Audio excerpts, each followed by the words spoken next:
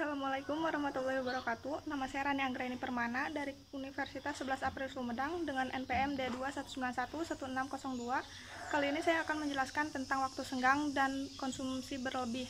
Ini merupakan salah satu tugas dari mata kuliah Sosiologi Ekonomi dengan dosen Pak Panji Parman.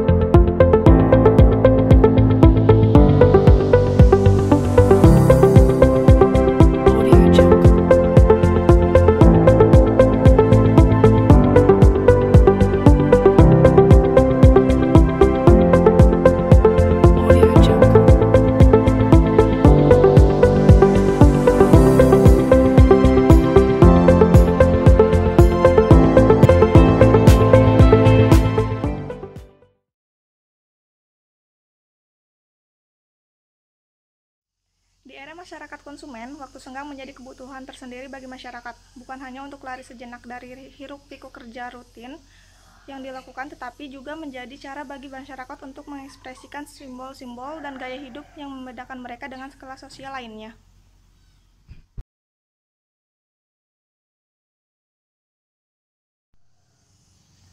Waktu senggang sendiri, menurut pengertian harfiahnya, ialah saat jeda dari kesibukan dan rutinitas keseharian, santai, piknik, berlibur, dan bahkan terkadang waktu senggang juga dipahami sebagai aktivitas yang tidak berguna dan sekedar bermalas-malasan saja. Waktu senggang berasal dari bahasa Yunani, yakni skole, yang dalam artian bahasa Latin yaitu sekolah yang berarti rileks. Waktu senggang sebuah sikap kontemplatif, sikap yang tidak hanya membiarkan segala peristiwa berlalu begitu saja, melainkan imajinasi yang berpetualang mengumpulkan ide-ide baru.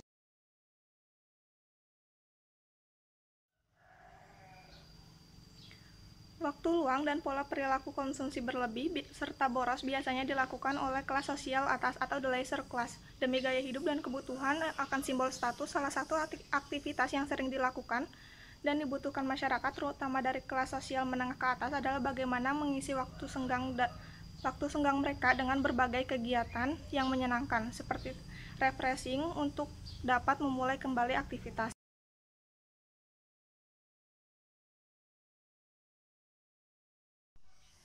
The leisure class adalah konsumsi yang mencolok karena pada dasarnya manusia bukanlah konsumen otonom, melainkan apa yang mereka lakukan dan konsumsi sesungguhnya banyak dipengaruhi oleh kebutuhan manusia untuk dinilai lebih oleh orang-orang di sekitarnya. Waktu senggang cenderung mengembangkan perilaku konsumsi dalam skala berlebihan menurut Thorsten Veblen, disebut sebagai kelas pemborosan atau the leisure class. Veblen berkeyakinan bahwa perilaku manusia termasuk perilaku konsumsi mereka umumnya berkaitan dengan naluri dan proses interaksi yang mereka kembangkan dalam kehidupan sehari-hari.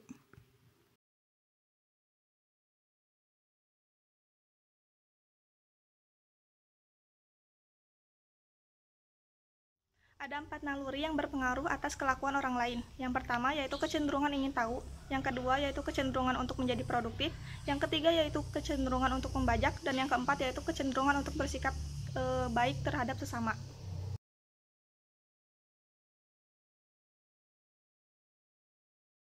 Ada 4 ciri yang menonjol dari the leisure class menurut Veblen. Yang pertama yaitu the leisure class yang sudah kaya dan elit menganggap kerja tangan kasar dan kegiatan bekerja menjadi hal yang tabu. Yang kedua yaitu the leisure class cenderung mendemonstrasikan kemewahan dan kebebasan.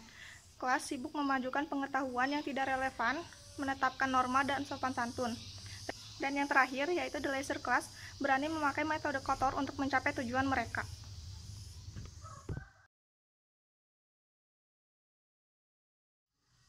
Ada 2 jenis masyarakat menurut Veblen berdasarkan nalurinya.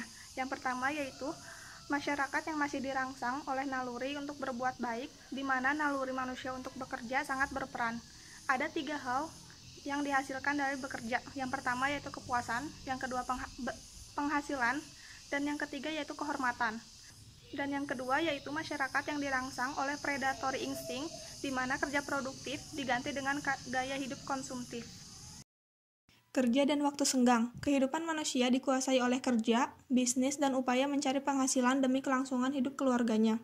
Kerja mendorong manusia ke jurang rutinitas, otomatisasi, dan mekanisasi. Menurut Karl Marx, kerja tidak hanya melahirkan eksploitasi, tapi juga menyebabkan terjadinya alienasi sosial. Alienasi yaitu keterasingan individu dari diri mereka sendiri dan orang lain. Ada 4 manifestasi khusus alienasi menurut Marx. Yang pertama yaitu pekerja diasingkan dari karyanya karena apa yang ia produksi diambil oleh orang lain dan ia tidak punya kendali atas produk tersebut.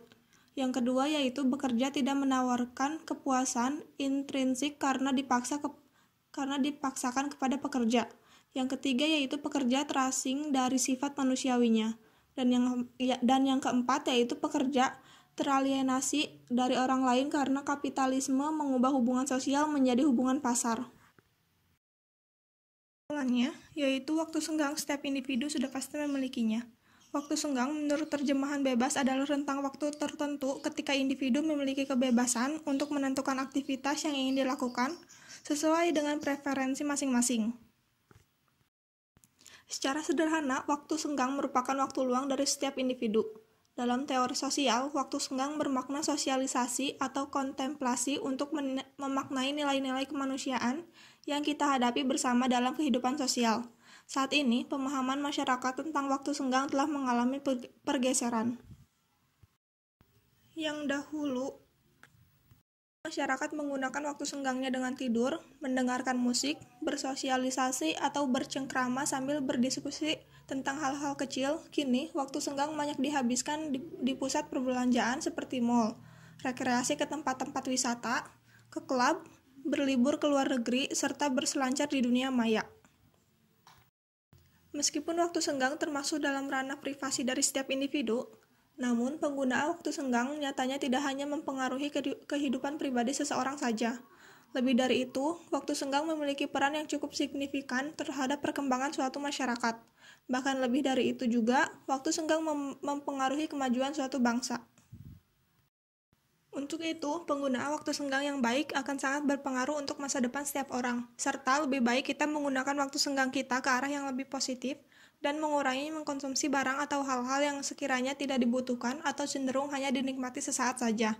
Lebih baik mengkonsumsi hal-hal yang dapat berguna atau dapat digunakan untuk jangka waktu yang lama.